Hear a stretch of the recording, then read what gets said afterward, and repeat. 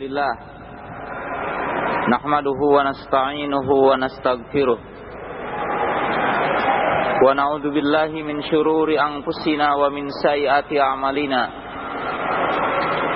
may yahdihillahu fala mudhillalah wa may yudlil fala hadiyalah asyhadu an la ilaha illallah wahdahu la syarikalah wa asyhadu anna Muhammadan abduhu wa rasuluhu wassalatu wassalamu ala Rasulillah wa ala ashabihi wa man tabi'ahum bi ihsanin ila yaumiddin.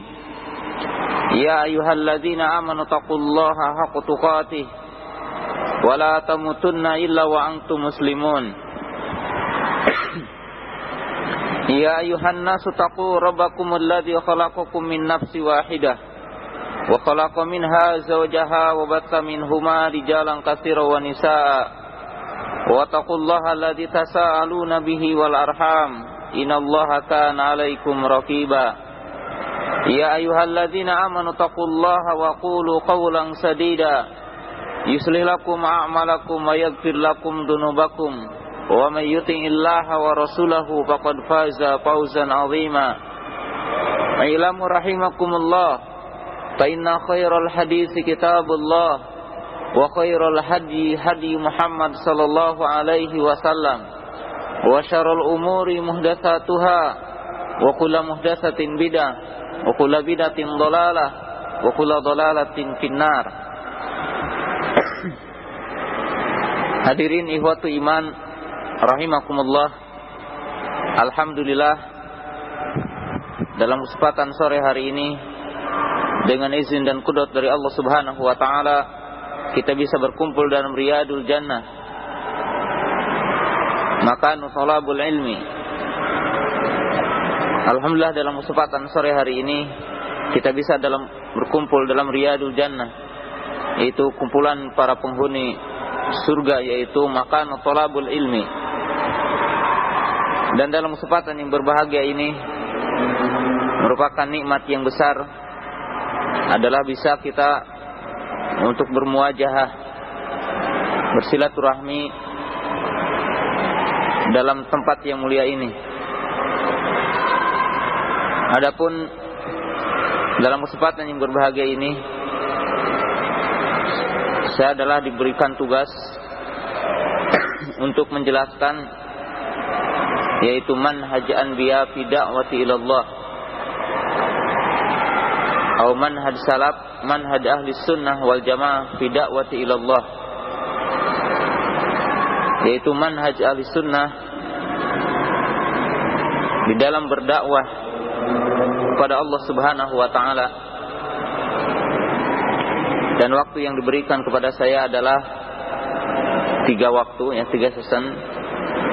Adapun kitab yang dijadikan rujukan adalah kitab yang dikarang oleh Syekh Rabi Ibn Hadi Al-Madkhali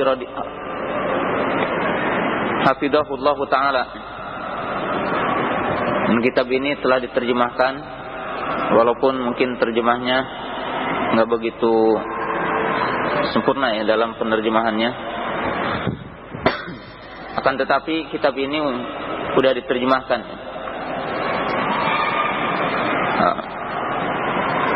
Sebelum kita membahas pokok-pokok kitab ini, maka dalam bahasan yang saya akan bahas dalam pembahasan tentang manhaj dakwah Ahlussunnah wal Jamaah, saya akan membahas tentang pokok-pokok pembahasannya, yaitu kepada beberapa pembahasan.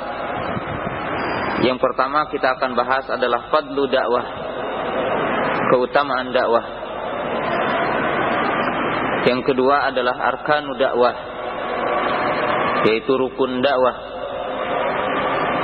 Yang ketiga adalah usulud dakwah, usulud dakwah, yaitu pokok dakwah. Yang ketiga adalah zadud da'i, zadud da'i, yaitu persiapan seorang dai di dalam berdakwah. Maka pada intinya kita akan bahas 3 poin itu. Ikhwan rahimakumullah, adapun dakwah yang dinyatakan di dalam Al-Quran ataupun Sunnah ataupun lisan para ulama telah disebutkan ad-da'watu min afdalil ibadah. Dakwah adalah merupakan ibadah yang paling afdal.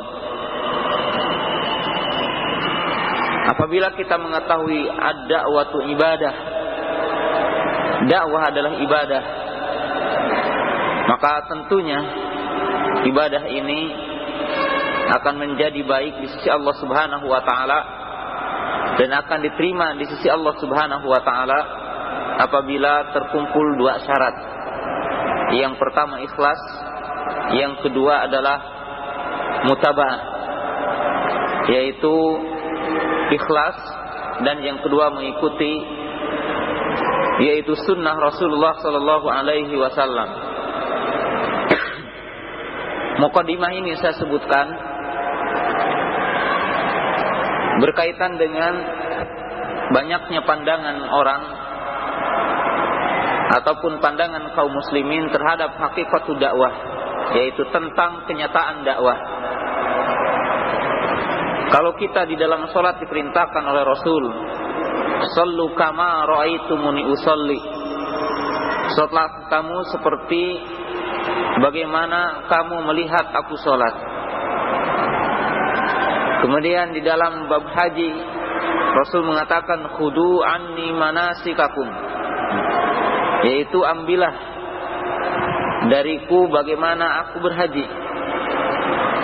Demikian juga dalam bab wudu, Utsman telah mengatakan ketika beliau menyebutkan dan mengajarkan tentang wudu, beliau mengatakan demikianlah wudu Rasul.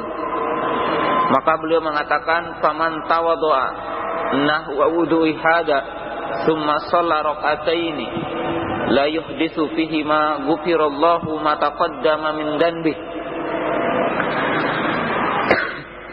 Kemudian Utsman mengatakan ketika mengajarkan tentang wudu, barang siapa yang wudu seperti aku ini wudu, itu wudu yang diajarkan oleh Rasul, kemudian dia melaksanakan sholat 2 rakaat, maka dia akan diampuni dosanya yang telah lalu. Maka dalam hadis-hadis ini menunjukkan di dalam jenis-jenis ibadah termasuk sholat, haji, toharoh dan yang lainnya mesti berkumpul 2 syarat, yaitu yang pertama ikhlas dan yang kedua adalah ittiba. Demikian juga dakwah kepada Allah Subhanahu wa taala, menyerukan Islam ini, apabila kita meyakini bahwasanya ad-da'watu ibadah, dakwah itu adalah ibadah, maka mesti berkumpul 2 syarat utama. Yang pertama adalah ikhlas dan yang kedua adalah ittiba.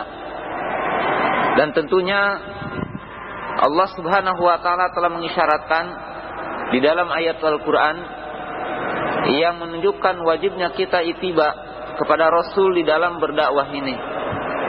Di antaranya adalah firman Allah taala, "Qul hadhihi sabili ad'u ila Allahi ala basiratin ana wa man ittaba'ani wa subhanallahi wa ma ana minal musyrikin."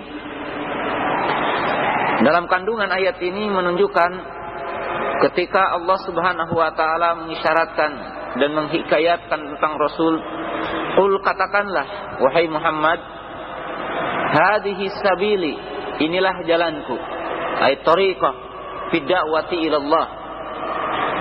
"Ad'u ila Allahi ala basiratin ana wa man ittaba'ani." Ayat ini menunjukkan bahwa dakwah diperintahkan agar kita mengikuti kepada dakwahnya Rasulullah sallallahu alaihi wasallam. Demikian juga Kalau kita lihat dalam sebuah hadis, itu hadis Ali bin Abi Thalib radhiyallahu taala anhu.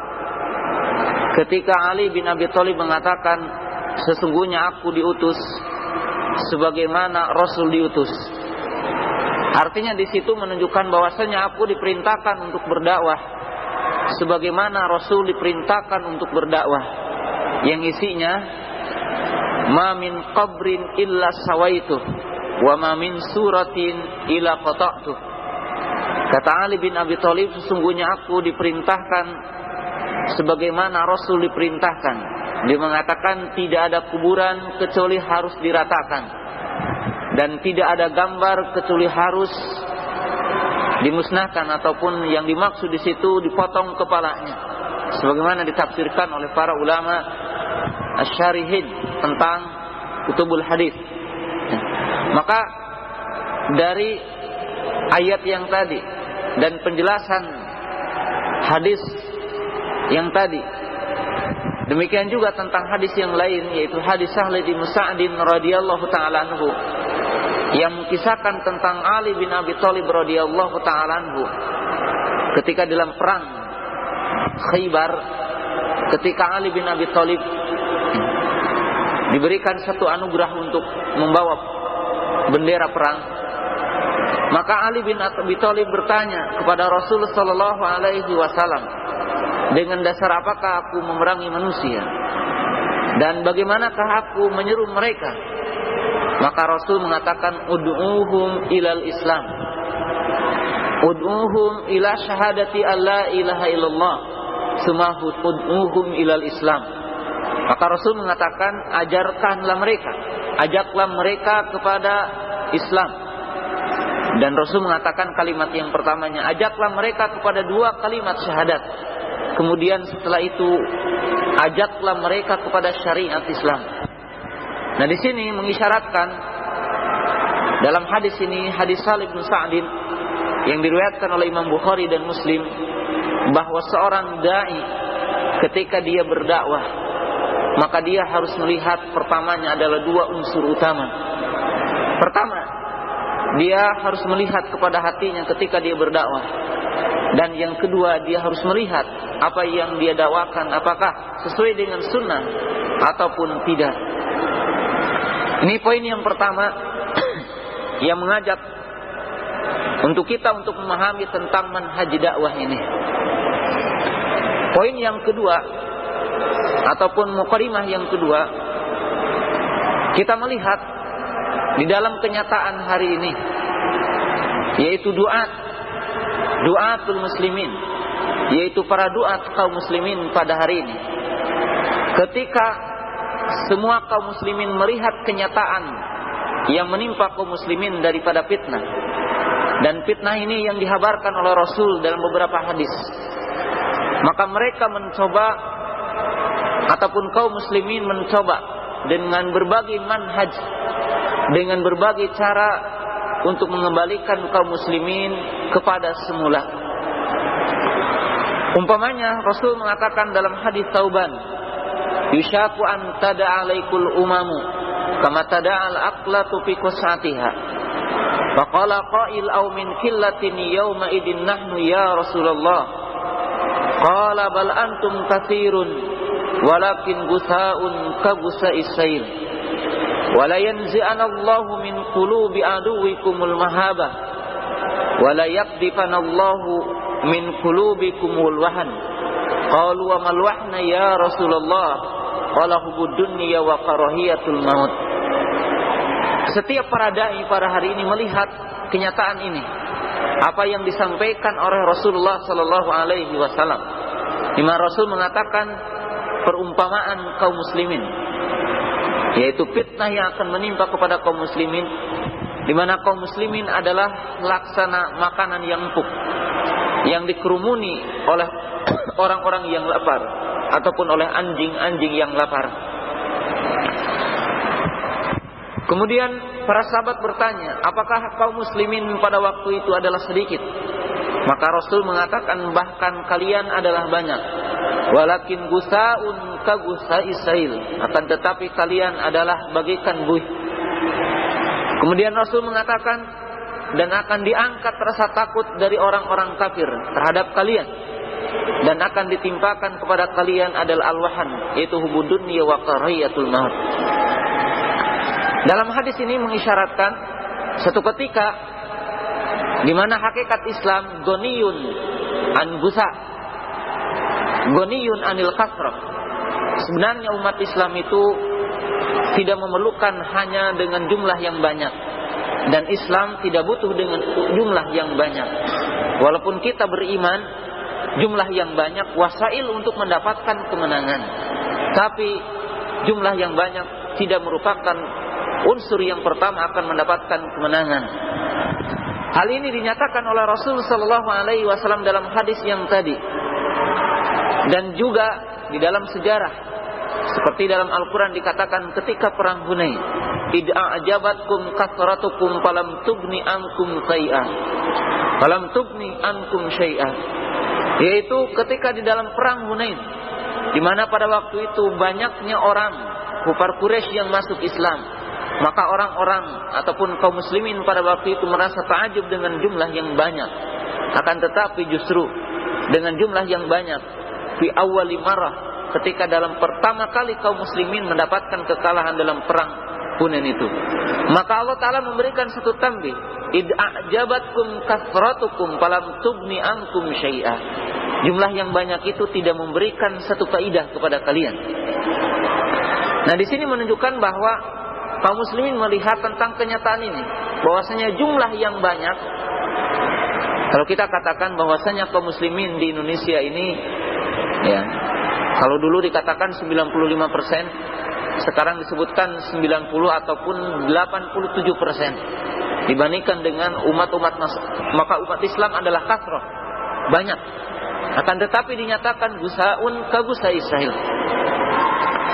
Kemudian di sisi yang lain, Rasul menyatakan tentang fitnah yang akan menimpa kepada umat ini, dan ini dinyatakan oleh sahabat Hudzaifah radhiyallahu taala anhu ketika Rasulullah sallallahu alaihi wasallam bertanya, ataupun Umar bertanya kepada para sahabat, siapa di antara kamu yang mengetahui tentang fitnah? Maka Hudzaifah mengatakan jawaban yang pertama, aku tahu, yaitu fitnahnya seseorang daripada hartanya, keluarganya dan tetangganya yang bisa dihapus dengan sholat, sedekah dan amar ma'ruf nahi mungkar. Maka Umar mengatakan, bukan itu yang aku tanya. Akan tetapi kata Umar, fitnatun allati tamuzu kama yamujul bahr. Akan tetapi fitnah yang aku tanyakan adalah fitnah yang dia itu bagaikan gelombang lautan. Ini adalah fitnah yang akan menimpa kepada kaum muslimin. Fitnah ini tiada lain adalah iftiraq wal ikhtilaf muslimin, terpecah belahnya kaum muslimin dan terjadinya ikhtilaf kaum muslimin. Dalam hadis Hudzaifah yang lain, Rasul mengatakan tentang fitnah yang akan menimpa kepada kaum muslimin ini, yaitu dikatakan oleh Hudzaifah, ataupun Hudzaifah bertanya kepada Rasul setelah pertanyaan yang begitu banyak, maka Hudzaifah bertanya, wahal min ba'dil khair min syarrin, apakah setelah kebaikan akan datang kejelekan? Qala na'am, yaitu du'atun ala abwabi jahannam, yaitu du'at, yaitu para penyeru yang menyeru kepada api neraka. Ikhwan rahimakumullah, ketika umat Islam melihat kenyataan ini, maka ada yang dinamakan dengan syahwah, yaitu kebangkitan kaum muslimin. Akan tetapi kebangkitan ini diawali dengan berbedanya manhaj untuk mengembalikan umat ini kepada kekuatan semula. Walaupun kita melihat mungkin dari gerakan-gerakan yang ada ini, dari jamaat-jamaat yang ada ini, kita melihat adanya titik persamaan. Akan tetapi nanti saya akan jelaskan tentang titik persamaan ini. Nah, mungkin kita melihat dari gerakan-gerakan yang ada ini, ada titik persamaan dari segi mereka mengatakan wajibnya kembali kepada Quran dan Sunnah. Dari segi penamaan mereka mengatakan wajibnya kita kepada Islam yang semula. Ataupun mungkin mereka menamakan dengan akidah yang sama. Mungkin sebagian mereka mengingkari tentang Syiah. Sebagian mereka mengingkari tentang i'tizaliyah. Sebagian mereka mengingkari tentang umpamanya yang berkaitan dengan qadariyah. Tapi di titik yang lain terjadinya pembedaan ataupun perbedaan yang dinamakan thariqah ail manhaj, yaitu cara ataupun manhaj di dalam berdakwah ini. Satu misal, umpamanya kita melihat adanya persamaan dalam kata-kata akidah. Kita kembali kepada akidah salaf. Akan tetapi dalam bentuk tafsilinya, dalam bentuk rincian tentang akidah ini, tentang bentuk perincian tentang tauhid, kita melihat adanya perbedaan, adanya manhaj yang berbeda. Satu contoh, umpamanya tentang tauhid, di mana ada orang ataupun kelompok yang menyebutkan dan memisahkan istilah tauhid hakimiyah daripada tauhid yang tiga, yaitu tauhid rububiyah, tauhid uluhiyah, dan tauhid asma wa sifat. Mungkin ada sebagian kelompok daripada kelompok-kelompok dakwah ini yang mereka pun mengakui wajibnya kita kembali kepada akidah salaf di dalam nama dan sifat Allah. Akan tetapi di situ masih ada penyimpangan, masih ada perbedaan di dalam istilah yang lain. Mereka menyebutkan dengan tauhid hakimiyah. Nah, di sini kita lihat di mana tauhid hakimiyah ini yang menimbulkan dua kategori. Daripada pemisahan tauhid hakimiyah ini, maka terjadilah dalam manhaj berdakwah yang menimbulkan dua kategori penyimpangan. Pertama, tahkimul hukam min ghairi tafsil, wujud at-taurah wal inqilabat. Dari pemisahan tauhid hakimiyah ini, kita melihat dalam kenyataan dakwah, dalam waqi dakwah umat ini, yaitu dua kenyataan penyimpangan.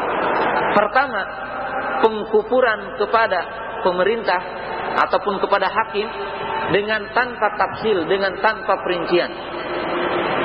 Yang kedua, adanya at-taurah wal inqilabat, yang dinamakan yaitu adanya demonstrasi ataupun adanya yang dinamakan inqilabat, yaitu pemberontakan-pemberontakan yang ditimbulkan oleh sebagian harokah.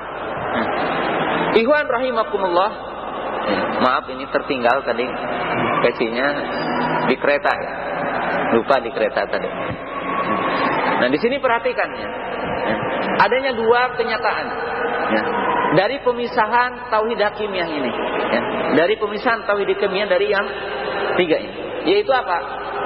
Adanya pengkafiran kepada hakim, yaitu orang-orang pemerintahan dengan tanpa tafsil, yaitu mereka mengatakan setiap orang yang ada di sana maka itu adalah diputlakan apa? Kafir. Ataupun mungkin pentakfiran, pengkufuran kepada masyarakat secara am. Ya, seperti ini yang timbul umpamanya dari pemahaman Said Qutb ya. Wa man jaro majrahum, dan orang-orang yang mengikutinya. Nah, kemudian dari asar yang pertama ini timbulnya yang dinamakan as-saurah wal inqilabat. Mungkin yang dinamakan pemberontakan dari berbagai negara-negara Islam. Timbulnya apa yang dinamakan dengan mungkin bom bunuh diri dan sebagainya, yang ini tanpa tafsir. Nah, ini adalah merupakan penyimpangan dari hakikat ya manhaj, walaupun mungkin dalam segi akidahnya sama. Ya, kalau ditanya aina Allah, Allahu fis sama. Mungkin kalau antum bertanya kepada salah satu jamaah tertentu di mana Allah, mereka sama mengatakan Allahu fis sama. Allahu fawqa arsy. Allah di atas arsy-Nya. Ya. Akan tetapi dalam tatbik tafsili ya, dalam tatbik tafsili perincian tentang dakwah, bagaimana muamalah dengan hukam, bagaimana muamalah ma'al muslimin, muamalah dengan orang-orang muslim. Nah, ini terjadi penyimpangan. Yang wajib dalam hal ini kita membetulkan yang dinamakan dengan tatbik dakwah. Ini yang wajib kita perhatikan dan menimbulkan kita untuk memahami tentang manhaj dakwah ini. Dari sisi yang lain, kita melihat juga ketika orang-orang melihat kenyataan umat Islam ini terpecah belah, ketika melihat orang-orang Islam itu adalah tafarruq, maka satu kelompok orang berdakwah mengatakan hari ini kita tidak boleh adanya naqd. Hari ini kita tidak boleh adanya kritikan terhadap sesama kaum muslimin. Ya. Jadi satu kelompok mereka mengatakan hari ini tidak boleh ada naqd. Hari ini tidak boleh kita mengadakan kritikan. Tapi mereka mengatakan mari kita sekarang menyamakan yaitu suara ataupun menyamakan kalimat. Nah, mungkin orang akan mengkritik, ya ini ala dakwah fulan bid'i, fulan sesat, ini harokah sesat dan sebagainya. Enggak perlu sekarang. Ya. Kenapa? Sama-sama mereka juga melihat tentang kenyataan. Kita melihat kenyataan ini dan mereka pun melihat kenyataan ini. Tapi dalam apa? Dalam teori manhaj untuk mengembalikan itulah yang berbeda. Yang timbul perbedaan. Mungkin sekarang saya katakan tadi orang mengatakan sekarang tidak boleh ada naqd dati. Artinya kritik ke dalam. Kita tidak boleh sekarang membicarakan fulan begini, fulan menyimpang dalam hal ini, enggak boleh. Tapi kita wajib memahami sekarang kita punya musuh, orang-orang kafir Yahudi dan Nasrani. Nah, inilah mukadimah pertama yang mewajibkan kita memahami tentang hakikat dakwah. Kenapa? Saya katakan kalau sholat kita diperintahkan solu kama ra'aitumuni usolli, sholatlah kamu sebagaimana aku sholat. Sekarang kalau ada orang yang sholat dimulai dengan salam, hukumnya apa? Tidak sah. Kalau ada orang yang wudu dimulai dengan mencuci kaki, pasti akan diprotes. Demikian juga dalam dakwah. Dalam dakwah, kalau kita mengedepankan sesuatu yang tidak urgen, maka ini satu penyimpangan. Ini adalah suatu mukhalafat terhadap sunnah. Inilah barangkali mukadimah dalam kesempatan ini. Ikhwan rahimakumullah, adapun pembicaraan yang saya ketengahkan ini pada intinya ada 3 pembicaraan. Yang pertama fadlu dakwah, yang kedua adalah arkanu dakwah, ya. Yang ketiga adalah usulu dakwah, dan yang keempat tadi adalah zadud da'i, yaitu persiapan dai. Adapun yang pertama tentang fadlu dakwah, yaitu tentang keutamaan dakwah. Saya tidak akan panjang lebar membicarakan tentang keutamaan dakwah karena ini telah sering orang bahas. Yang jelas Allah Subhanahu wa taala telah berfirman dalam Al-Qur'an, "Wa man ahsanu qawlan mimman da'a ilallah." Siapa yang paling baik ucapannya daripada orang yang menyeru kepada Allah Subhanahu wa taala. Dari sisi yang lain kita melihat ad-da'watu wadhifatul anbiya wa man tabi'a majrahum. Dakwah adalah merupakan wajiban para nabi, adalah merupakan tugas para nabi, dan tentunya merupakan tugas orang-orang yang mengikuti para nabi, yaitu as-solihun, orang-orang yang soleh. Demikian juga dalam hadis Rasulullah sallallahu alaihi wasallam, seperti dalam hadis Sahal bin Sa'di ataupun dalam hadis Ibnu Abbas radhiyallahu ta'ala anhu qaal, la yahdiyallahu bika rajulan wahidan khairun laka min humrin na'am. Di mana Rasul telah menyatakan dalam hadis Ibnu Abbas ataupun dalam hadis Sahal bin Sa'di radhiyallahu ta'ala anhu, yaitu Allah Subhanahu wa taala menunjukkan seseorang dengan sebab dakwahmu itu adalah lebih baik daripada bersedekah dengan unta yang merah. Hal ini adalah menunjukkan fadlu dakwah ilallah, adalah keutamaan berdakwah kepada Allah Subhanahu wa taala. Demikian juga dalam hadis-hadis yang lain Rasulullah sallallahu alaihi wasallam menyatakan dalam hadis Ibnu Umar, dalam hadis Abi Hurairah radhiyallahu taala anhu qaal, man dalla ila hudan fakana lahu ajrun wa ajrun man amila bihi wa la yanqusu minhu syai'ah. Rasul mengatakan barang siapa yang menunjukkan kepada petunjuk, maka baginya adalah ganjaran dan ganjaran dari orang yang mengikutinya. Maka dalam hadis ini menunjukkan, ikhwan rahimakumullah, kalau dibandingkan seorang dai, seorang ulama, dibandingkan dengan orang yang kaya, walaupun dia telah menginfakkan berbagai hartanya, maka di sisi Allah Subhanahu wa taala tetap memiliki perbedaan yang sangat tinggi. Kenapa? Sebab kalau kita lihat, Rasul telah menyatakan tentang keutamaan seorang ulama dalam hadis dengan dua kategori. Rasul mengatakan, fadlul alimi 'alal 'abidi kafadlil qamari lailatal badari. Perumpamaan seorang ulama adalah bagaikan bulan purnama dengan bintang-bintang yang ada. Dalam hadis yang lain Rasul mengatakan, adalah kafadli alaman adnakum, sebagaimana keutamaanku dengan kaum muslimin yang paling rendah. Sebab Rasul telah mengatakan, li'annal anbiya la yurisuna dirhaman wala dinaran walakinnahum yurisunal ilma faman akhadha bihi faqad akhadha bi khattin waqirin. Sebab Rasul telah mengatakan, karena para nabi tidak menginfakkan ataupun tidak mewariskan uang perak dan tidak mewariskan uang, yaitu uang emas, akan tetapi dia menyatakan mewariskan ilmu. Barang siapa yang mengambil ilmu, maka dia telah mengambil yang banyak, dan tiada lain adalah ulama, dia itu adalah seorang dai. Rasul mengatakan dalam hadis seterusnya, fa innal malaikata wa ahlus samawati wa ahlul ard hatal hud fi bahriha wan namlu fi hujriha la yusalluna ala ahlil ilmi bil khair. Rasul mengatakan, sesungguhnya malaikat, sesungguhnya langit-langit ataupun yang ada di langit. Kemudian dia menyatakan, sehingga ikan yang ada di lautan dan semut-semut yang ada di lubang-lubang, mereka akan mengucapkan salawat kepada orang-orang yang memiliki ilmu. Ini adalah fadlul ahli. Kalau kita teliti dalam hadis yang tadi, kalau orang bersedekah dengan satu masjid ataupun orang bersedekah dengan 1 miliar, maka ini tetap di bawah keutamaan seorang dai.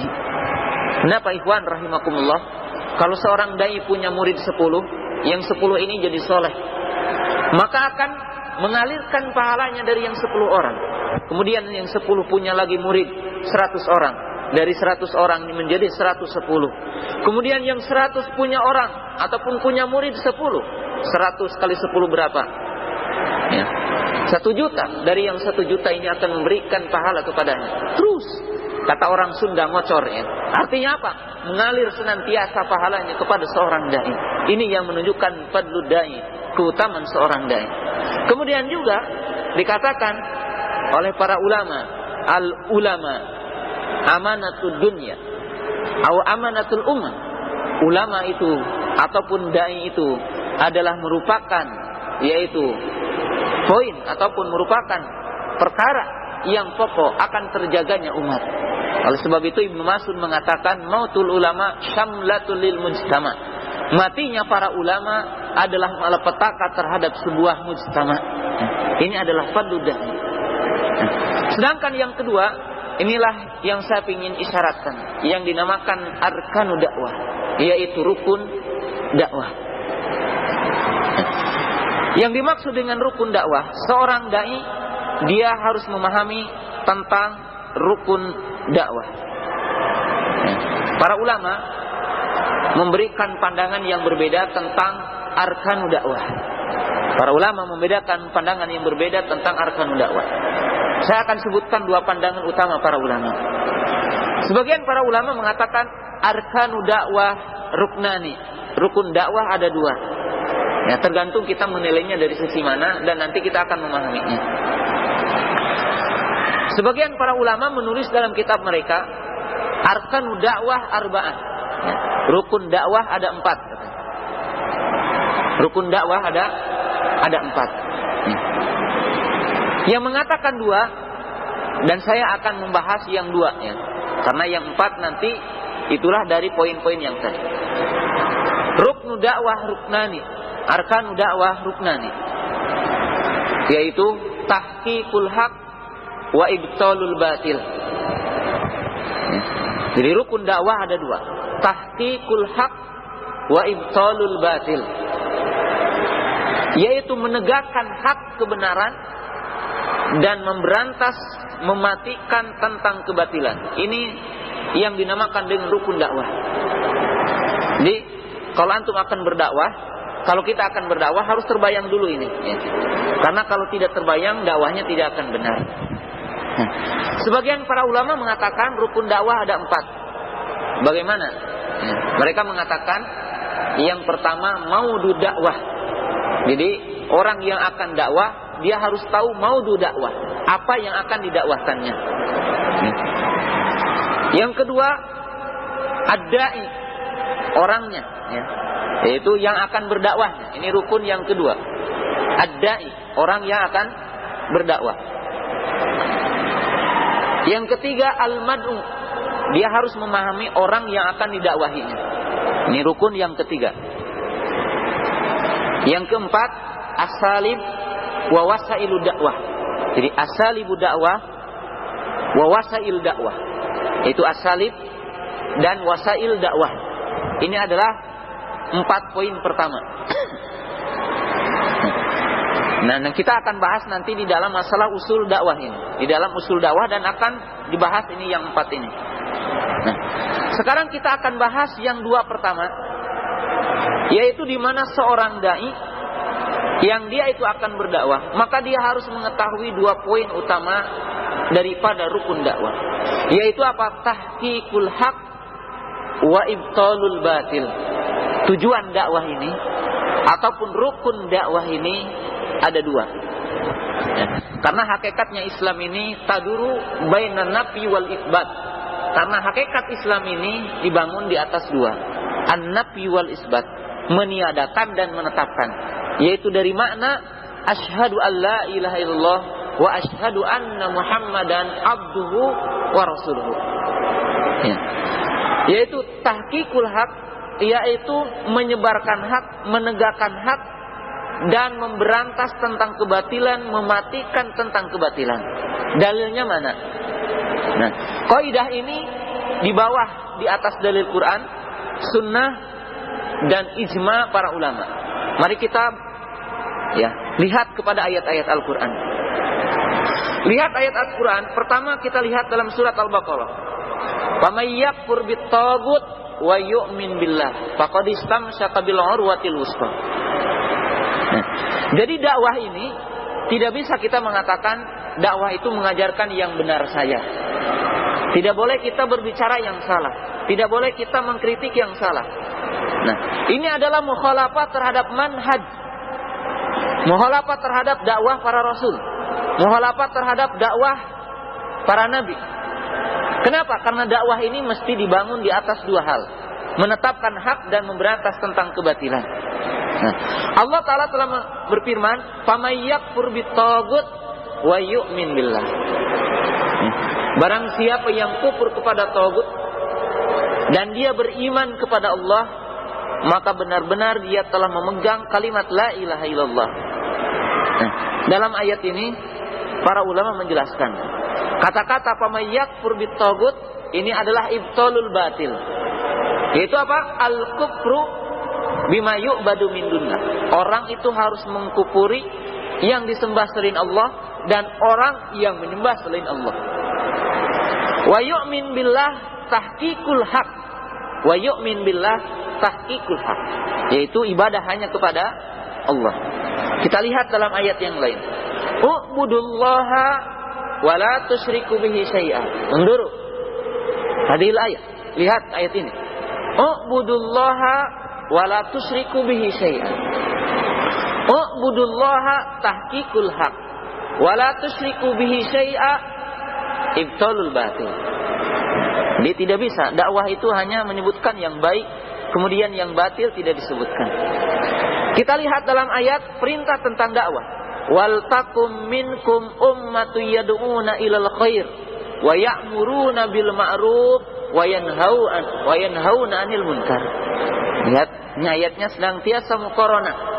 Jadi diiktiran, disertakan antara memerintah yang baik, antara kita protes ataupun kita memberantas, kita itu adalah mengingkari perkara yang munkar. Senantiasa disebutkan.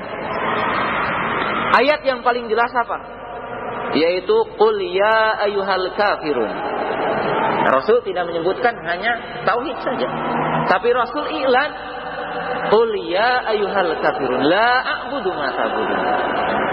Di sini seorang muslim wajib menyebutkan ingkar. Kemudian ini berdasarkan ayat-ayat Al-Qur'an. Ayat yang tadi, qul hadhihi sabili ad'u ila Allah. Apa ayat yang terakhirnya? Wa ma'ana minal musyrikin. Lihat, perintah menyeru kepada Allah tauhid, di ujungnya ada wa ma'ana minal musyrikin. Ini lihat. Nah, mari kita lihat kepada sunnah Rasul, hadis-hadis Rasul, maka menyebutkan kepada manhajin. Lihat, pertama adalah hadis Irbad ibnu Sariyah radhiyallahu taala anhu. Hadis Irbad ibnu Sariyah radhiyallahu taala anhu.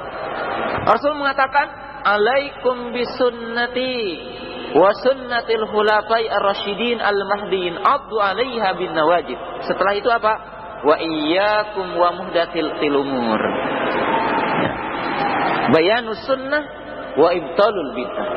Tahqiqus sunnah wa ibtalul bid'ah. Jadi Rasul senantiasa menyebutkan itu.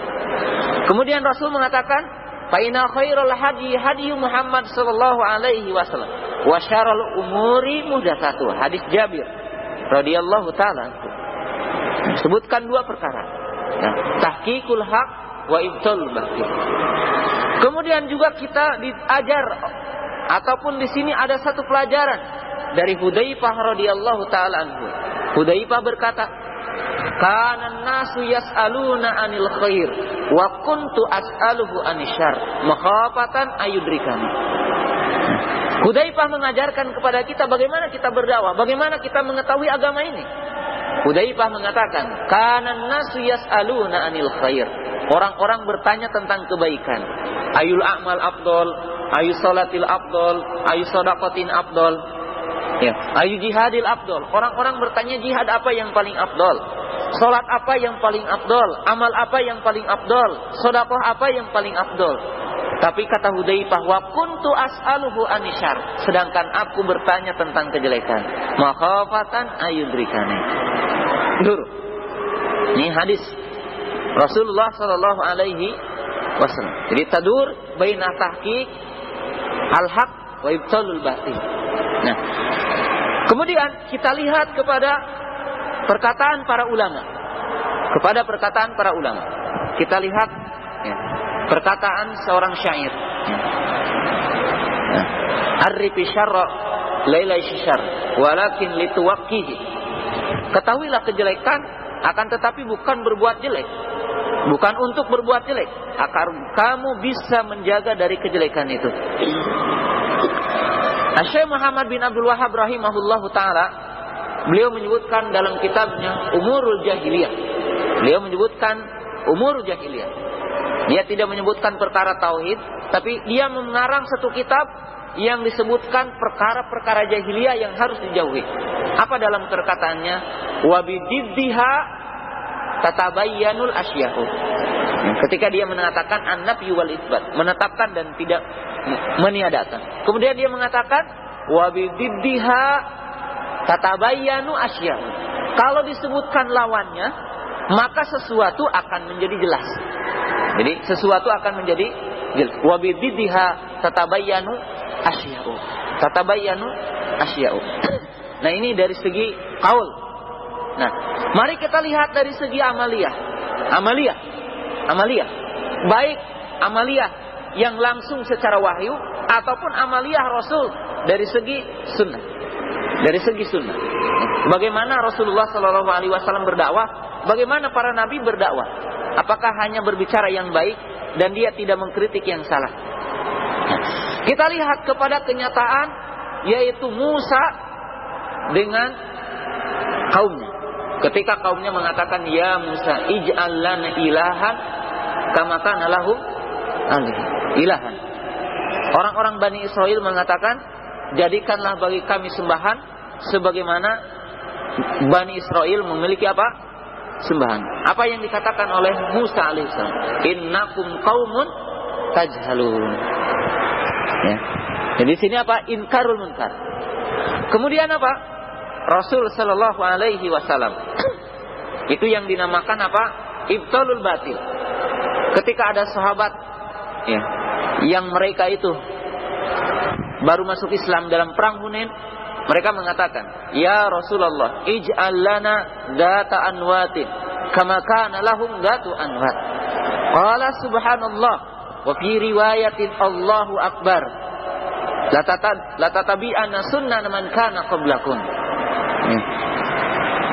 Ketika Rasul mendengar salah seorang yang dia itu berkata, dan ini adalah orang-orang yang baru masuk Islam dalam perang Hunain, mereka mengatakan, jadikanlah bagiku ini satu pohon ya, yang kami ini akan menggantungkan senjata-senjata kami sebagaimana orang-orang kufar Quraisy mereka memiliki pohon yang biasa untuk menggantungkan senjata mereka.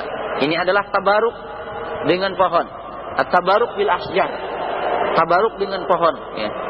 Maka Rasul mengatakan, Allahu Akbar, subhanallah. Allahu Akbar, subhanallah. Maka ya, di sini apa? Rasul mengingkari terhadap hal itu. Nah, maka ikhwan rahimakumullah, kita lihat dari ayat-ayat Al-Quran, kemudian dari sunnah, kemudian dari perkataan para ulama, kemudian juga dari amaliyah yang ada dalam Al-Quran dan Rasul, maka dakwah ini bergabung di atas dua rukun. Nah, maka merupakan penyimpangan ketika orang mengatakan, dan ini satu kaidah yang sering ya tersebar di kita, nata'awan fima ittafaqna wa ya'tadiruna ba'duna ba'dan fima ikhtalafna.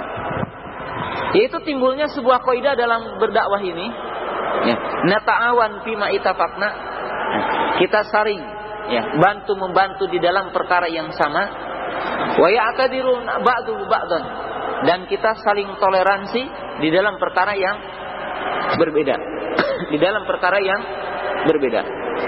Ataupun dalam istilah mereka, di dalam istilah mereka ya, kita dakwah ini tidak boleh ya mengkritik satu jamaat yang lain. Kita tidak boleh untuk mengatakan fulan kada wa kada, sebab ini akan melemahkan saf kaum muslimin. Sebab ini akan membuat kaum muslimin hilang kekuatan. Nah, apakah perkataan ini benar? Apakah manhaj dakwah semacam ini adalah benar atau tidak? Nah, maka kita jawab, ya, maka kita jawab ini adalah merupakan penyimpangan yang nyata di dalam berdakwah. Nah, oleh sebab itu, dalam poin usul dakwah nanti kita akan katakan bahwa dakwah kita itu, ya, bukan tauhid sukul awalan, bukan tauhidul kalimah awalan, akan tetapi tauhidu akidatin awalan. Jadi kita itu adalah bukan menyamakan kata dulu, ya, akan tetapi kita menyamakan akidah dulu, ya, menyamakan akidah dulu dan menyamakan manhaj dulu. Sebagaimana nanti kita akan bahas dalam poin yang kedua. Ya. Nah, kenapa kita katakan ini adalah menyimpang? Dakwah yang mengatakan kita tidak boleh untuk mengkritik orang lain, tidak boleh kita untuk memberikan tanbih kepada yang lain. Marilah kita lihat kepada firman Allah Ta'ala dalam surat Ali Imran. Allah Subhanahu wa Ta'ala telah berfirman, wa'tasimu bihablillahi jami'a wa la tafarraqu. Nah, kemudian ayat itu sampai kepada ayat wal takum minkum ummatu yad'una ilal khair wa ya'muruna bil ma'rufi wa yanhauna 'anil munkar wa ulaika humul muflihun, dan ayat-ayat yang lain. Maka ikhwan rahimakumullah, ya, perhatikan ayat dari kalimat wa'tasimu bihablillahi jami'a wa la tafarraqu. Wadhkuru ni'matallahi 'alaikum id kuntum a'da'an fa'alafa baina qulubikum fa'asbahtum bi ni'matihi ikhwana wa kuntum ala syafa hufratin minan nari fa'anqadhakum bi. Lihat ayat ini, wa'tasimu bihablillahi jami'a wa la tafarraqu. Kemudian dengan ayat wal takum minkum ummatu yad'una ilal khair wa ya'muruna bil ma'ruf wa yanhauna 'anil munkar wa ulaika humul muflihun.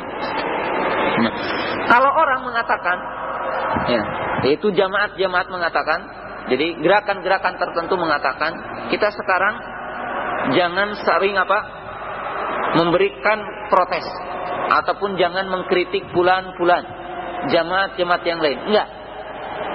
Sebab kenapa? Katanya ini akan menyebabkan kaum muslimin iftiraq. Akan menyebabkan kaum muslimin ini terpecah belah.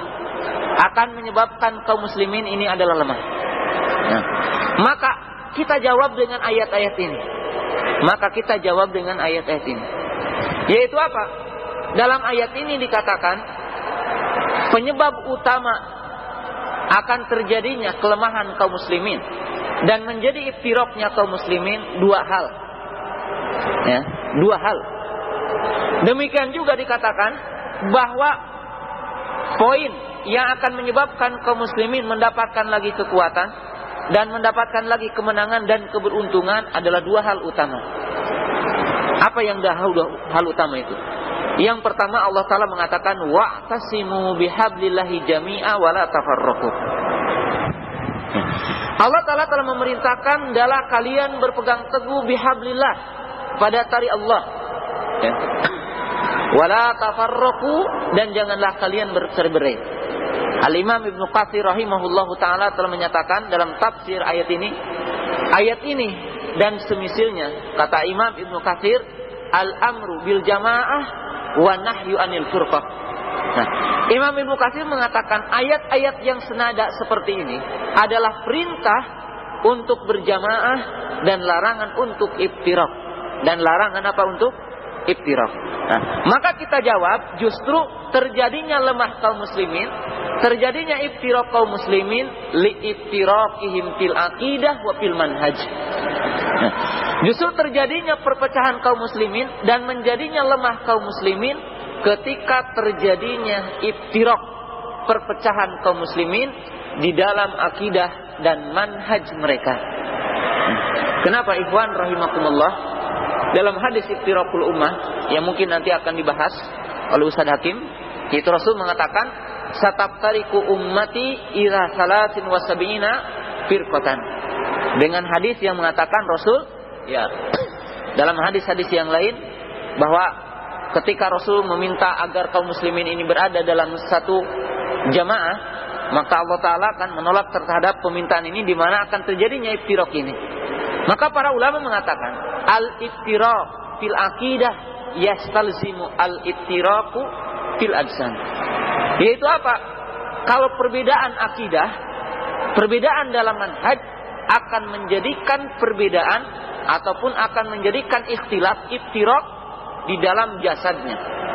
Nah, jadi tidak mungkin kita sekarang akan menyamakan saf, ya, ataupun mengumpulkan kaum muslimin di atas akidah yang berbeda. Ini suatu yang mustahil. Nah, maka kalau kita dakwah sekarang mengatakan mari kita berkumpul menyerang orang-orang kafir, mari kita sekarang menghadapi orang-orang Yahudi dan Nasrani, itu tidak akan mungkin terjadi sebelum kita itu adalah wahdatul akidah, menyamakan akidah. Kenapa? Karena kita mengetahui dalam hadis iftiraqul ummah sataftariku ummati ila salasin wa sab'ina firqatan. Hadis ini diambil istinbat iftiraq fil akidah, iftiraq fil usul yastalzimu al-iftiraq fil ajsan. Jadi jisim kaum muslimin tidak akan bersatu kalau akidahnya berbeda. Karena Syi'i dengan Sunni tidak akan bersatu, ya. Kemudian yang menyebabkan kaum muslimin akan mendapatkan kekuatan pertolongan dan dia itu akan memiliki haibah, artinya ditakuti oleh orang lain. Allah Ta'ala mengatakan dalam ayat yang tadi, wal takum minkum ummatu yad'una ilal khair. Yaitu apa? Iqamatul amri bil ma'ruf wa iqamatun nahyi anil munkar. Yaitu yang dinamakan an-nushu bainal muslim. Nah, ini perhatikan ya faidahnya. Yaitu akan terjadinya kaum muslimin, mereka itu akan berada dalam saf yang sama. Mereka itu akan dijaga di dalam jamaah mereka apabila ditegakkan amar ma'ruf nahi munkar. Nah, kenapa? Sebab Allah telah menjanjikan apabila tegak amar ma'ruf nahi munkar, ya, dalam saf kaum muslimin ini akan terjadi wahdah. Yaitu persatuan dan akan terjadi kekuatan. Dalilnya mana? Kita lihat dalam ayat yang tadi, wal takum minkum ummatu yad'una ilal khair. Dan adalah ada di antara kamu, yaitu orang-orang yang menyeru kepada kebaikan. Ya. Ta'muruna bil ma'ruf wa tanhauna 'anil munkar. Mereka mengajak kepada yang baik dan melarang kepada yang munkar. Lihat ayatnya, wa ulaika humul muflihun. Wa ulaika humul muflihun. Kuntum khairu ummatin ukhrijat linnas ta'muruna bil ma'ruf wa tanhauna 'anil munkar. Makna ayat yang kedua, ya, kita akan menjadi khairu umat, umat yang terbaik termasuk kita punya haibah. Haibah apa? Orang kafir takut. Ya. Orang kafir merasa takut, ahlu bid'ah merasa takut. Kapan? Yaitu ta'muruna bil ma'ruf wa tanhauna 'anil munkar wa tu'minuna billah. Lihat ini ayat. Ya. Itu menunjukkan kaidahnya. Ya. Menunjukkan kaidahnya. Bahkan kita lihat Rasul mengatakan ad-dinu nasihat. Din itu nasihat. Maknanya apa? Gampang kita ambil istinbat sebagaimana para ulama mengambil istinbat. Jadi artinya agama tidak akan tegak kalau tidak ada nasihat. Paham enggak ini? Ini istinbat dari hadis ini, di mana Rasul mengatakan dalam hadis yang diriwayatkan oleh Imam Muslim dari Tamim Ad-Dari, Rasul mengatakan ad-dinu nasihat. Din itu nasihat. Bahkan Rasul itu, ya, kalau kita memahami din itu ada 3 maratib: Islam, iman, ihsan. Tapi dalam satu kesempatan Rasul mengatakan ad-dinu nasihat. Qulna liman ya Rasulullah? Qala lillahi wa rasulihi wa li kitabihi wa li a'immatil muslimina wa amatihim. Ya, sini ad-dinu nasihat. Jadi kalau tidak ada nus bainal muslim, agama tidak akan tegak. Nah, bahkan Rasul membai'ah kepada sebagian para sahabat yang meminta berbai'ah apa? Di antaranya isi bai'ahnya, ya, yaitu apa? Wa nushu bainal muslimin. Yaitu tentang hadis Jabir, ala iqamatis shalah, kepada tidak syirik, kemudian menegakkan salat, wa nushi bainal muslimin. Isi bai'ahnya itu untuk menegakkan amar ma'ruf nahi munkar, saling menasihat, yaitu apa? Di antara kaum muslimin. Ini, ya. Jadi apa? Ibtalul batil. Kita mengingkari fulan kada wa kada. Kita mengingkari jamaat fulan, ini penyimpangan. Ini penyimpangannya di sini. Itu adalah merupakan hakikat agama kita. Itu adalah merupakan pokok agama kita. Bahkan kita melihat kepada 2 hadis berikut ini. Yaitu apa? Orang yang tidak memberikan kritikan kepada yang salah, dilalah anna fi nafsi laisa ghirah islamiyah. Orang yang tidak memberikan kritikan kepada yang salah menunjukkan dia tidak memiliki ghirah tentang keislaman. Jadi kalau ada duat mengatakan, wah, saya tidak akan memberikan protes kepada siapa saja selama dia adalah muslim. Nah, itu adalah merupakan tidak ada ghirah. Sebab Rasul mengatakan, man ra'a minkum munkaran falyughayyir biyadihi. Fa in lam yastati fa bilisani, fa in lam yastati fa biqalbi, fadzalika adaful iman. Ghirah seorang muslim. Bahkan Rasul mengatakan dalam hadis yang lain, innallaha yughiru. Nah, apa hadisnya?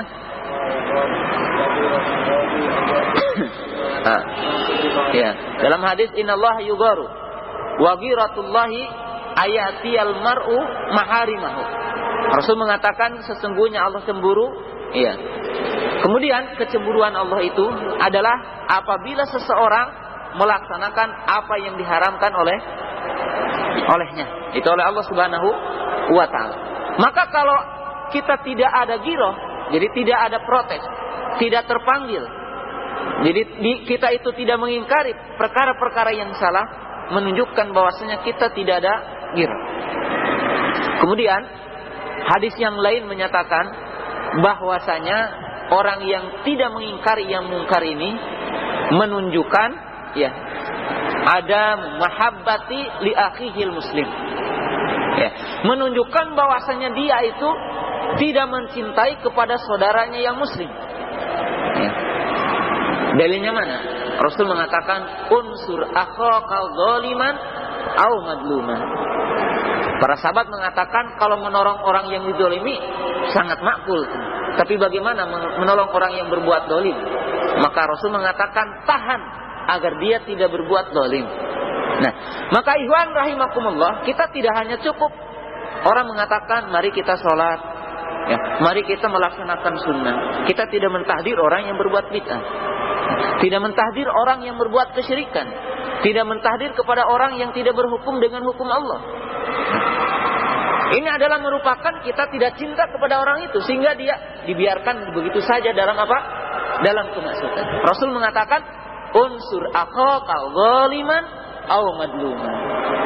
Tolong orang yang didolimi dan orang yang berbuat dolim. Nah, kalau ada seorang berbuat bid'ah, tahan dia agar dia tidak berbuat bid'ah. Ya. Contoh saja ya, satu manfaat yang sangat tinggi sekali kalau orang itu mengkritik terhadap perbuatan bid'ah. Sebab yang kita mengetahui bahwasanya bid'ah ahabbu ila syaitan minal maksiat. Di mana bid'ah itu lebih disenangi ya di hadapan syaitan daripada apa? Daripada maksiat. Ya. Kemudian juga para ulama telah mengatakan, nanti kita akan bahas di dalam masalah usul dakwah, itu pokok-pokok dakwah, yaitu orang-orang yang melaksanakan bid'ah itu rata-rata dicintai oleh kebanyakan orang. Ya. Jadi orang timbul mahabbah, memberikan dukungan, ya, sehingga memerlukan kepada apa? Penjelasan dan tahdir. Nah, kalau kita biarkan, berarti akan timbulnya beribu-ribu orang, akan timbulnya beratus-ratus orang, ataupun mungkin bahkan beribu-ribu orang yang mereka terjerumus kepada kejelekan. Maka manhaj dakwah ini, jadi manhaj dakwah anbiya ini, manhaj dakwah ahli sunnah wal jamaah, taqumu ala ruknaini azimain, di mana dakwah ahli sunnah wal jamaah ini, dakwah salaf ini dibangun di atas dua rukun, yaitu apa? Tahqiqul haq wa ibtalul batil. Nah, kita lihat dalam kalam yang terakhir, dalam poin yang pertama ini, dalam poin yang kedua ini, yaitu tentang rukun dakwah. Kita lihat kepada amal para ulama. Amal para ulama. Ulama yang telah terdahulu umpamanya menyusun seperti umpamanya Al-Imam At-Tahawi, beliau mengarang satu kitab yang dinamakan Aqidah Tahawi. Ya. Aqidah Tahawi itu mencakup dua perkara. Imma dia menyatakan tentang urgensi tentang tauhid, ini adalah keutamaan tauhid, bahaya Mu'tazilah, bahaya Jahmiyah, bahaya tentang Qadariyah, bahaya tentang Sufiyah, dibahas nanti. Bahkan Al-Imam As-Sabuni rahimahullahu ta'ala, beliau mengarang satu kitab Aqidatus Salaf wa Ashabul Hadis. Kapan itu? Setelah terjadinya penyimpangan. Di situ dibahas dia. Al-Imam Al-Barbahari rahimahullahu ta'ala, beliau menyusun satu kitab yang dinamakan dengan Syarhus Sunnah. Syarhus Sunnah. Syekhul Islam Ibnu Taimiyah, hatta ketika dalam keadaan perang, ketika Tatar itu menyerang kepada Damaskus, apakah Syekhul Islam Ibnu Taimiyah seperti dai-dai sekarang? Ya, dai-dai sekarang mengatakan musuh kita adalah Israel. Sekarang kita tidak boleh memberantas tentang kesyirikan yang dilakukan oleh umat Islam. Tapi mari kita lihat, dan saya nanti akan diulangi lagi apa yang dikatakan oleh Imam Ibnu Taimiyah rahimahullahu taala. Ketika terjadinya Tatar itu menyerang kepada kota Damaskus, kaum muslimin pada waktu itu, tapi Syekhul Islam Ibnu Taimiyah menyusun beberapa kitab yang di situ adalah bantahan terhadap ahlu bid'ah. Pertama, bantahan kepada Al-Baqari, ya, yang di situ tentang bab tawasul dan bab istighosah, penyimpangan dalam tawasul dan istighosah. Ketika terjadinya dalam kota Tadmur, penyimpangan dalam kodo dan koda dan asma wa sifat, Syekhul Islam Ibnu Taimiyah mengarang satu kitab yang dinamakan Tadmuriyah. Ketika orang-orang Wasiti di situ juga timbul penyimpangan dalam akidah, maka Syekhul Islam Ibnu Taimiyah mengarang satu kitab yang dinamakan Al-Wasiti. Bayangkan Syekhul Islam Ibnu Taimiyah mengarang kitab Al-Wasitiyah bainal asri wal maghrib, di antara asar dengan maghrib. Dan tidak seperti kita sekarang menyusun kitab, kita mengumpulkan kitab-kitab maraji. Syekhul Islam Ibnu Taimiyah min hifdhihi, dari hafalannya, ya. Menyusun kitab min hifdhihi bainal asri wal maghrib, di antara asar dan maghrib. Kalau kita apa? Tuluh zaman. Kita menyusun satu kitab, kita 1 tahun, 3 tahun. Ya. Imam Ibnu Taimiyah mengarang kitab Bainal Maghribi wal Isya. Demikian juga ulama-ulama yang lain yang sebelumnya, Syekhul Islam Ibnu Taimiyah, Al-Imam Syafi'i rahimahullahu taala. Nah, kalau orang mengatakan Syafi'iyah, lihat Imam Syafi'i. Ketika orang-orang mengingkari tentang hujah sunnah, dan mengingkari tentang hujah khabar ahad, Imam Syafi'i rahimahullahu taala menyusun kitab Ar-Risalah di 2 tempat, yaitu di Baghdad dan di Mesir, untuk membantah kepada siapa? Orang-orang Mu'tazilah yang mereka tidak menggunakan khabar ahad, menyusun kitab yang dinamakan kitab Ar-Risalah. Syaikhul Al-Imam Ahmad rahimahullahu taala, ketika terjadinya penyimpangan tentang 2 perkara ya. Penyimpangan 2 perkara, yaitu apa? Radul muhkam bil mutasyabih. Mereka menolak ayat-ayat yang muhkam dengan mutasyabih. Kemudian apa? Radul sunnah bidahiril Quran. Ada orang-orang yang menentang sunnah, mendoifkan sunnah dengan sebab dohir Quran. Beliau menulis satu risalah tentang hal itu. Al-Imam Bukhari rahimahullahu taala, ketika terjadinya fitnah tentang khalqu bi af'alil ibad, tentang Quran, ya, Imam Bukhari difitnah tentang labdi di Quran makhluk. Maka beliau menyusun satu kitab, yaitu Khalqu bi af'alil ibad. Nah, ini menunjukkan apa?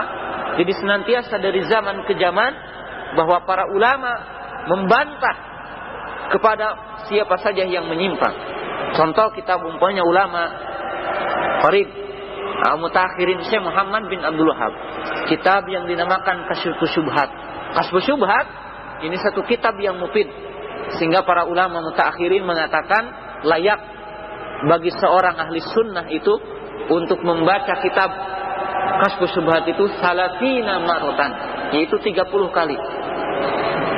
Nah, ikhwan rahimakumullah, talabatul ilmi, yang saya gambarkan ya, dalam Kasyfus Syubhat itu sebenarnya terdapat satu kaidah bagaimana kita berdialog, bagaimana kita itu bermunaqasyah dengan ahlu bid'ah, dengan orang-orang yang menyimpang. Ya, contohnya ketika dia menolak tentang orang-orang yang berbuat kesyirikan, maka beliau memberikan satu kaidah. Di situ apa? Ya, cara menentang apa? Yaitu yang dinamakan mujmal tafsil.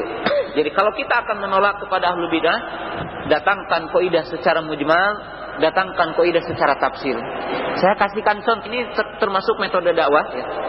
Nah, contoh Syekhul Islam Ibnu Taimiyah ketika membantah 3 kelompok utama, yaitu apa? Jahmiyah, Mu'tazilah, Asy'ariyah. Mu'tazilah, Asy'ariyah. Barangkali antum pernah membaca kitab Tadmuriyah. Kitab Tadmuriyah itu bagaimana Syekhul Islam Ibnu Taimiyah menentang mereka dengan kaidah-kaidah mereka. Maka Syekhul Islam Ibnu Taimiyah membantah dengan 2 kaidah utama ya. Kemudian dengan 2 contoh, yaitu apa? Al-qaulu fi sifat kal qaulu fi dzat. Al-qaulu fi ba'di sifat kal qaulu fi ba'dil akhar. Nah, kita akan kasih contoh di sini ya, tentang bagaimana kita ya ibtalul batil, yaitu memberantas tentang kebatilan. Ketika orang-orang Jahmiyah mengatakan Allah tidak boleh dikasih nama dan tidak boleh dikasih sifat. Sebab apa?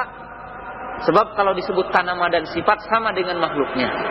Orang Mu'tazilah mengatakan Allah boleh dikasih nama tapi tidak boleh dikasih sifat. Sebab kalau dikasih sifat sama dengan makhluknya. Orang Asy'ariyah mengatakan cukup kasih 7 aja sifatnya. Tidak boleh dikasih sifat fi'liyah. Tidak boleh dikasih sifat fi'liyah. Sebab kalau Allah Ta'ala itu berbuat yang baru, maka berarti Allah Ta'ala baru. Nah, Syekhul Islam Ibnu Taimiyah pertama menjawab dengan 2 jawaban, yaitu kaidah mujmalah. Mujmal apa? Al-qaul fi sifat kal qaul fi dzat. Berbicara dalam sifat adalah berbicara dalam dzat. Ini. Katanya tanya aja sekarang orang Jahmiyah, hal Allahu maujud? Ya. Orang Jahmiyah kalau ditanya, apakah Allah ada? Jawabannya apa? Nah, kalau antum sekarang ya berdialog dengan umpamanya Aqlaniyun hari ini, mereka mengatakan jangan disifati Allah dan jangan dikasih nama. Kita tanya, hal Allahu maujud? Apakah Allah itu maujud? In qalu na'am faqad kafar min awali amrihi. Kalau menyebutkan apa? Allah tidak ada, ya tentunya kafir ya, dari sejak pertama.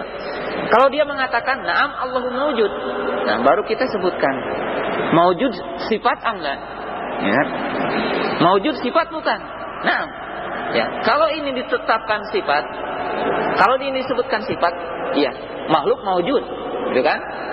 Berarti Anda juga menyamakan Allah dengan makhluk. Kalau mereka mengatakan ini khusus, ya kita juga katakan Allah istiwa khusus bagi Allah. Gampang kan ini dialog gitu kan? Cara berdialog dengan apa? Dengan ahlu bidah. Nah akhirnya apa? Orang-orang Jahmiyah yang gulat, saking bingungnya apa? Jangan dikatakan ada, jangan dikatakan tidak ada katanya. Akhirnya apa? Bingung. Ini ahlu bidah. Ini ahlu bidah. Mu'tazilah apa? Mu'tazilah kita katakan, Anda mengatakan apakah Allah itu dinamai alim? Iya. Nah, kalau Allah itu dinamai berarti tidak sama. Kenapa kalau disebutkan sifat masih sama? Nah, kita jawab al-qaul fi sifat al-qaul bidat. Berbicara dalam sifat ya sama berbicara dalam zat. Apa bedanya? Nah, sekarang kita dengan orang Asy'ariyah. Orang Asy'ariyah mengatakan hal Allahu alim, Allah memiliki ilmu, na'am. Allah Ta'ala memiliki iradah, iya. Allah Ta'ala memiliki iradah. Nah, kenapa mengingkari tentang istiwa? Sebab istiwa katanya begini-begini. Kita juga katakan. Ataupun mereka mengingkari apakah Allah punya sifat mahabbah? Ya Allah punya sifat mereka mengatakan tidak bisa. Sebab mahabbah itu katanya apa? Golayanul qalb. Mahabbah itu gejolak hati katanya. Nggak bisa Allah disifati dengan itu. Kita tanya, iradah apa iradah? Iradah kita katakan iradah mailul qalb. Iradah itu kan condongnya hati. Golayanul qalb. Dia mengatakan, enggak, ini iradah Allah. Kita katakan, ini mahabbatullah. Ini kan sama ini. Namanya apa? Dialog. Ini kaidah umum gitu. Kita berdialog dengan apa? Dengan ahlu bidah. Dengan ahlu bidah. Ini teori ibtal batil. Jadi harus pakai apa? Kaidah. Sebab ya, Ibrahim saja ketika apa? Ketika Fir'aun pada waktu itu berkata, ana uhi wa umit. Ibrahim mengatakan fa innallaha ya'ti bi syamsi minal masri fati bidha minal maghrib. Kata raja pada waktu itu ya, raja mengatakan ya, saya juga bisa menghidupkan dan mematikan. Orang dibiarkan hidup, saya bunuh dia mati. Maka kata Ibrahim, sesungguhnya Allah mendatangkan matahari dari timur, datangkan coba kamu dari barat. Fabuhitalladzi kafar. Nah ini teori kita dialog, dan ini yang dinamakan ibtalul batin. Yang jelas ikhwan rahimakumullah, dalam 2 poin pertama ini ya, kita memahami tentang manhaj dakwah ini, bahwa dakwah ini, dakwah Ahlussunnah wal Jamaah adalah tidak tasamuh terhadap apa? Terhadap kemungkaran. Akan tetapi dakwah ini perlu ditegakkan, itu tahqiqul haq wa ibtalul batil ya. Sudah habis waktunya punya saya ini jamnya. Kita untuk tanya jawab. Ini dalam poin pertama, silahkan jika ada tanya. Bismillah. Sering terungkap kalimat ungkapan hendaknya kita seakidah dan semanhaj. Apakah yang dimaksud dengan manhaj di sini? Karena manhaj secara umum kan artinya metode memahami sesuatu. Maka kita maka bisa berarti manhaj akidah. Manhaj kita iman, takdir, manhaj dakwah dan lain-lain. Manhaj apa? Takfir, manhaj dakwah dan lain-lain. Para imam yang 4 berbeda dalam masalah fikih, tapi tetap dikatakan satu manhaj. Apa ini? Ahlussunnah wal Jamaah. Mohon penjelasannya. Ya, jelas ya. Seperti apa yang ditanyakan, al-manhaj bimana at-tariqu al-wadih. Manhaj secara lugawi adalah at-tariqu al-wadih, yaitu jalan yang jelas ya, as-sahal, yang mudah ya. Ya, dalam bahasa kita dikatakan manhaj adalah metode dan sebagainya. Nah, lalu mungkin ada pertanyaan, hal hunaka farqu bainal manhaj wal aqidah? Apakah di sana ada perbedaan antara manhaj dengan akidah? Maka jawabannya dengan beberapa jawaban. Di antara jawaban yang pertama, al-manhaj amun wal aqidah khas. Jadi manhaj itu adalah am, lebih umum. Jadi kalau manhaj itu apa, lebih umum. Sedangkan akidah ada lebih apa? Lebih khusus gitu. Bagaimana kita katakan seperti itu ya? Umpamanya kita mengatakan manhaj salaf ya. Ini tentunya kita memahami manhaj hatta fi tariqah isbatul akidah. Manhaj ahli sunnah wal jamaah fi isbatil akidah, di dalam menetapkan akidah.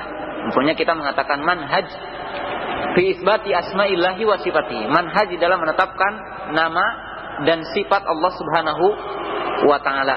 Ya, manhaj ini lebih umum. Oleh sebab itu para ulama mengatakan ya, seperti manhaj ini ya mencakup kepada yang lebih umum. Nah, sedangkan kadang-kadang kalau kita menyebutkan akidah, nah, para ulama mengatakan makna dari akidah itu kan apabila diidopatkan akidatul Islam adalah al-imanu bi arkanil imani sittah wa ma yatadhammanaha. Yang dimaksud dengan akidah dalam istilah kita akidatul Islam adalah beriman kepada rukun iman yang 6 dan apa yang dikandungnya. Ya, kita contohkan apa yang dikandungnya. Umpamanya iman kepada Allah yatadhammanu arba'atu umurin. Ya, iman kepada Allah mengandung 4 perkara. Iman kepada adanya, iman kepada rububiyahnya, uluhiyahnya, nama dan sifatnya. Beriman kepada Rasul yaitu termasuk beriman bahwasanya dia Rasul, beriman kepada apa yang dibawanya dan seterusnya. Ini yang disebutkan kandungan iman. Kemudian beriman kepada qada dan qadar, yaitu beriman kepada 4 tingkatan qada dan qadar. Beriman kepada yaumul akhir, ya termasuk beriman ala alamati sa'ah, yaitu beriman kepada ciri-ciri hari kiamat. Termasuk beriman kepada turunnya Dajjal, beriman kepada turunnya Nabi Isa, beriman akan terbenamnya matahari, terbitnya matahari dari barat dan sebagainya. Ini adalah merupakan iman.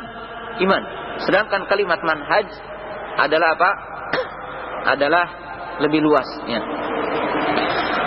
Contoh kita akan lihat ya, di dalam manhaj ya, dalam manhaj mungkin ya antum bisa lihat satu kitab di sini disebutkan ya bagi antum, karena saya lihat di sini banyak thalabatul ilmi di sini, yaitu satu kitab yang ditulis oleh Syekh Ali Hasan, yaitu Ru'yatun Waqi'iyah fil Manahij Da'awiyah ya.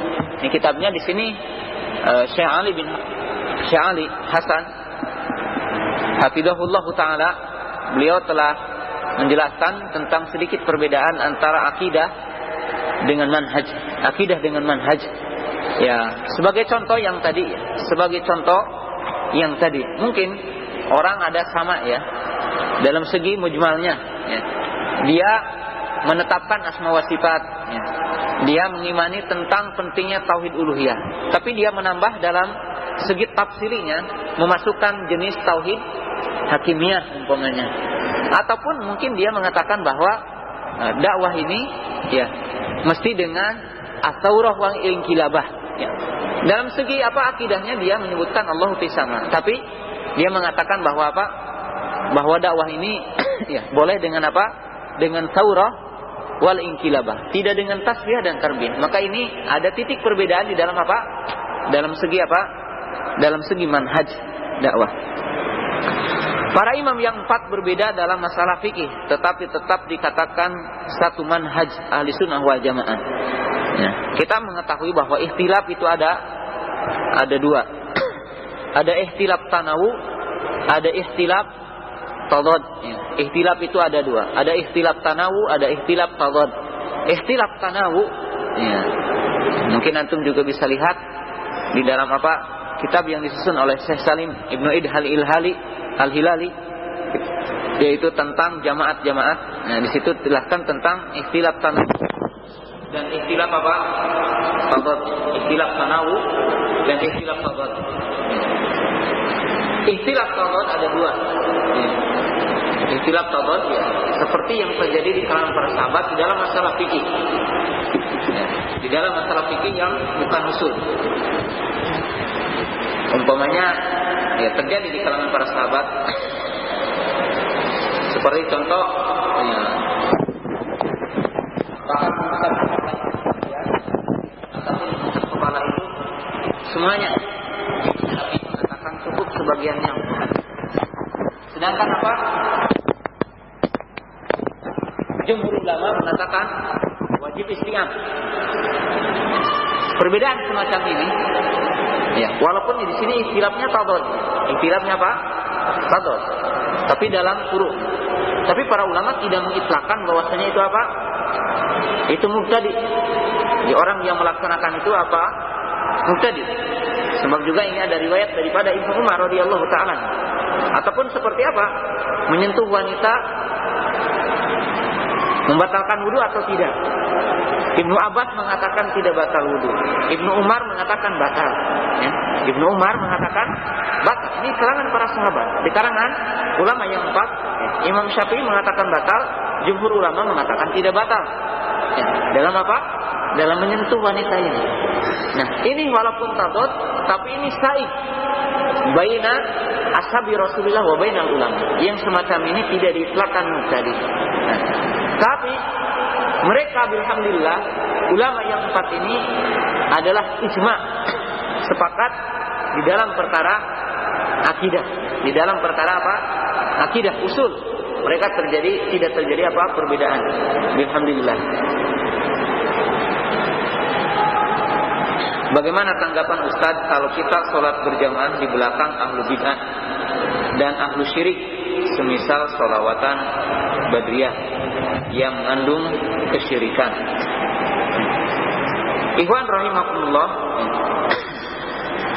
kita mengetahui bahwasanya bid'ah itu ada 2, bid'ah mukaffarah dan bid'ah mufassaqah.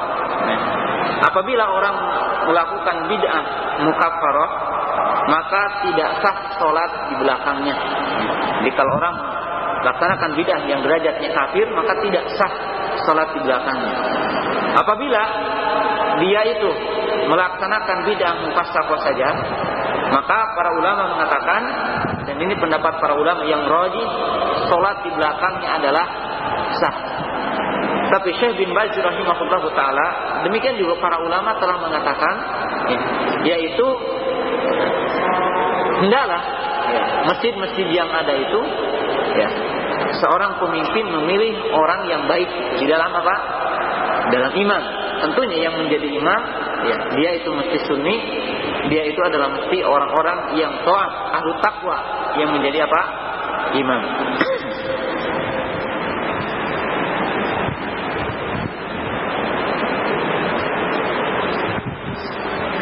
Mana hukum meninggalkan sholat? Bagaimana hukum meninggalkan sholat?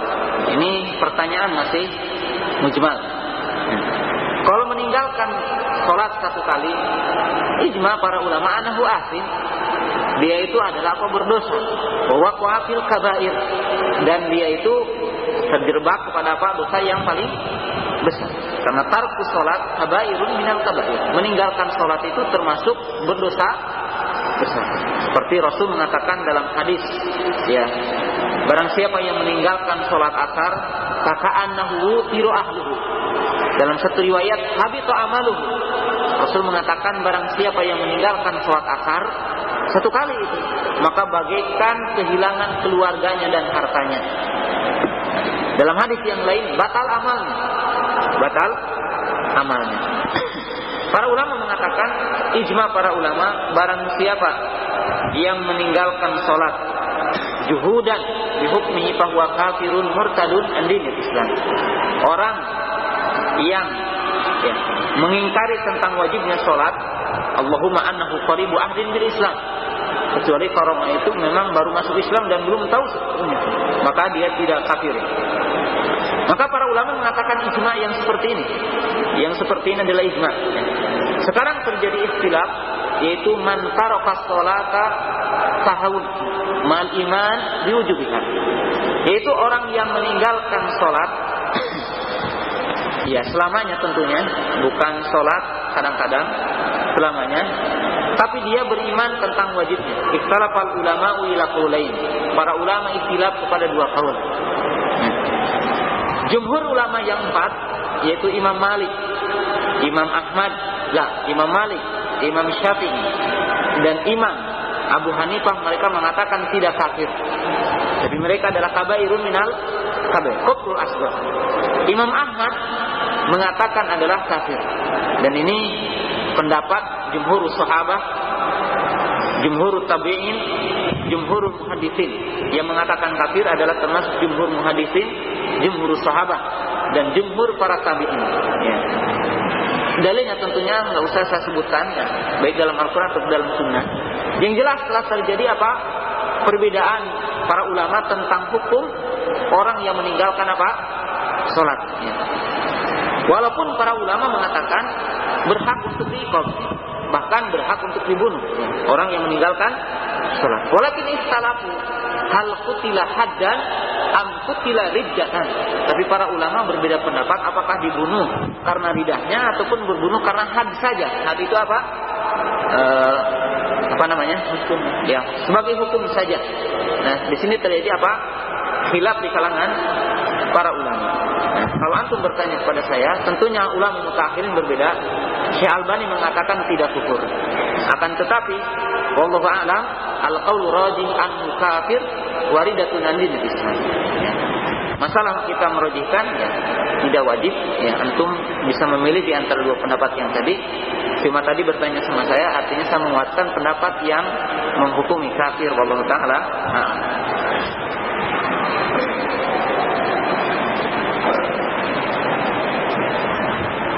Apakah yang dibawa dalam menuntut ilmu? Kata Imam Syafi'i ada 6. Imam Syafi'i mengatakan ada 6. Ya. Jadi bekal menuntut ilmu apa? Yang 6-nya apa? Antum udah pada tahu. Jadi Imam Syafi'i mengatakan ada 6. Yang pertama adalah zaki. Orang yang menuntut ilmu harus pintar. Artinya harus apa? Harus orangnya cerdas. Ya.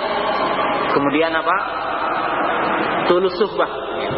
Orang itu harus lama, ya, mencari ilmu itu. Laisa yaum au yaumain, laisa sanan au sanatain. Mencari ilmu itu bukan satu hari. Kemudian tarkul ma'asi, ya, meninggalkan apa? Maksiat. Banyak, ya, antum baca aja kitab-kitab, ya, masalah ini. Insya Allah kemarin juga udah dibahas.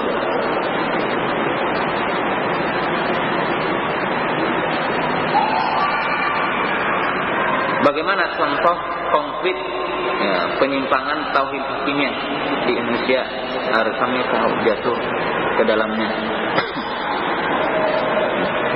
Pertama, ya, kita perlu memahami tauhid hakimiyah adalah termasuk kepada tauhid uluhiyah ataupun masuk kepada tauhid rububiyah. Kenapa kita katakan begitu? Jadi tauhid hakimiyah ini masuk kepada tauhid rububiyah ataupun masuk kepada tauhid uluhiyah.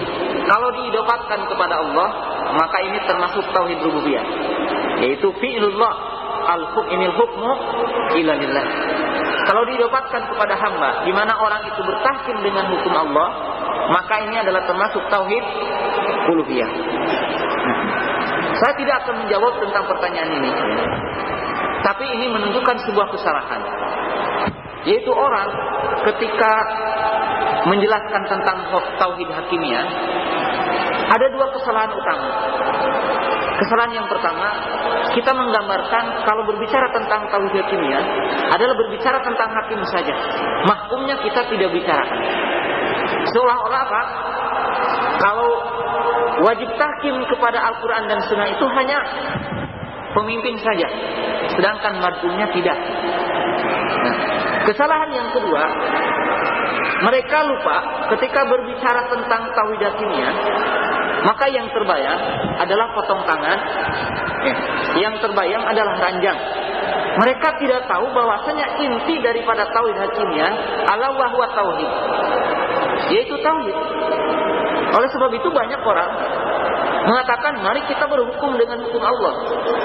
Mereka mengatakan mari kita tatbik syariat Islam, tapi mereka kuburi. Tapi mereka tawasul dengan yang mati. Nah, ini satu kesalahan yang besar yang timbul dalam orang-orang yang berdakwah. Jadi ketika berbicara tentang tauhid hakimiyah, yang terbayang itu, kita tidak mengingkari, kita sepakat bahwasanya itu adalah bagian daripada hakimiyah Allah. Tapi bukan hanya itu. Mereka lupa ketika berbicara tentang tauhid hakimiyah, ya, mereka tidak tahu kalau menegakkan tauhid adalah menegakkan hakimiyah Allah. Menegakkan hukum Allah, bahkan itu adalah usulnya. Bahkan kita wajib mengetahui bahwa tidak akan tegak ya, Islam ini kalau tidak tegak apa? Tauhid.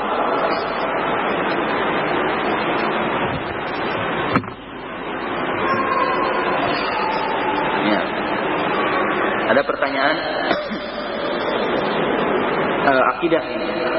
Allahu mawjudun bi kulli makanin wa ghairu muhtajin ila syai'in.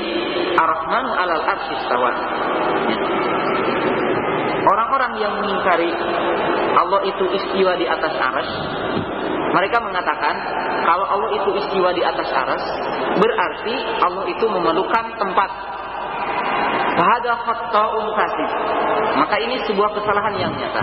Bahkan mungkin ini kesalahan ada dalam thalabatul ilmi. Nah, saya tanya, man minkum min thalabatul ilmi huna? Isma'an anallaha fawqal arsy. Apa artinya sumastawa ilal arsy? Apa artinya sumastawa ilal arsy? Para ulama mengatakan 4 makna. Irtafa'a wa ala wastaqara wa sa'ida. 4. Jadi tidak boleh diartikan anal aras tuqilluhu. Jadi antum jangan artikan Allah di atas aras itu seperti kita menyebutkan buku ini di atas buku ini, begini. Bimana hadal kitab tuqilu hadal kitab. Ini batil, ini bukan pendapat ahli sunnah. Yang dimaksud ala, tinggi, wastaqara, wartafa'a. Maka tidak berarti bahwa Allah SWT istiwa ala ars tuqiluhu sama anak ajlisuna, seperti saya begini. Maka tidak diartikan sumastawa alal ars bi anal ars tuqiluhu